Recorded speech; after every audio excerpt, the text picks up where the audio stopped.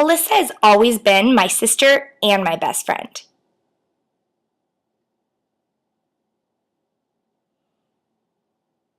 But then she got a dog, a house, and became a wife. She's even a professional baker. And as of April 1st, she'll be a mom too. But in Elissa's spare time, she's a scientist for the federal government. Elissa, will you tell us what you do working in science? Yes, I will. I work at the Denver VA Veterans Affairs Hospital, and I do research on veterans who are returning from Iraq and Afghanistan. And my group does a lot of work on suicide prevention, post-traumatic stress disorder, and varying different levels of traumatic brain injury. And we do a lot of different types of research, ranging from social and behavioral research to neuro research, trying to improve the quality of care that the veterans get and try to lead to faster diagnostics of those conditions. In your job, do you spend most of your time in a lab doing research, or do you spend more time with patients? So we call where we work a lab, but it really looks more like an office building. What we do primarily, because we do clinical research, the research that we do is primarily on people. So we bring people in for different types, different lengths of appointments, ask them, a lot of what we do is mental health work, so asking lots of questions relating to, various different diagnostics of mental illness and conditions, as well as, different risk assessment measures, particularly with our veterans who come in who are acutely suicidal.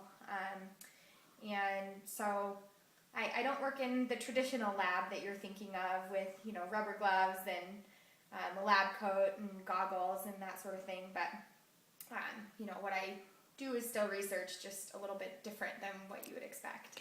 Do you think that the work that your lab's doing is effective when it comes to preventing suicide in returning veterans? I'd like to hope so. I think it's kind of we're up against we have a big challenge, I guess. We're up against a lot right now with the number of veterans returning and the number of problems, that they have. And it's a bigger job than just me or our lab can do. And a lot of the work that we do, we partner with the Department of Defense and other different, the NIH, other different organizations to try to kind of maintain more fluidity of care while the veterans are deployed and when they come home. I'd like to hope that in the long run this will end up affecting veterans. Hopefully will lead to faster diagnostics and help them get the care that they need and that they deserve in a more timely and effective manner. Okay, and do you see a big difference in the way veterans come back of different ages, the way that their brain chemistry is working, or? So do you mean returning vets? Returning vets in their Are you talking about early 20s as opposed to late 30s? That's hard to say. At this point, I don't think I can say that I've seen a correlation in this most recent conflict in the Iraqi Freedom Operation, Enduring Freedom conflict.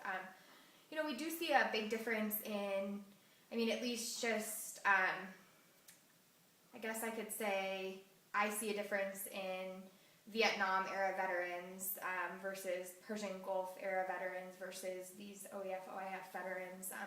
As far as brain chemistry is concerned, I think what I'm saying is strictly anecdotal. I'm not sure that there's a difference in the chemistry of their brain. There isn't a lot that's understood as far as how the chemistry works in veterans with post-traumatic stress disorder, in traumatic brain injury, unless they're more severe. What we deal with is actually primarily mild traumatic brain injury, and there's kind of some debate whether chemistry in the brain is even affected. Okay, and I know that with the new political situation overseas, most of the war veterans will be coming back before the first of the year. How is your lab getting prepared for such a big rush of veterans coming back?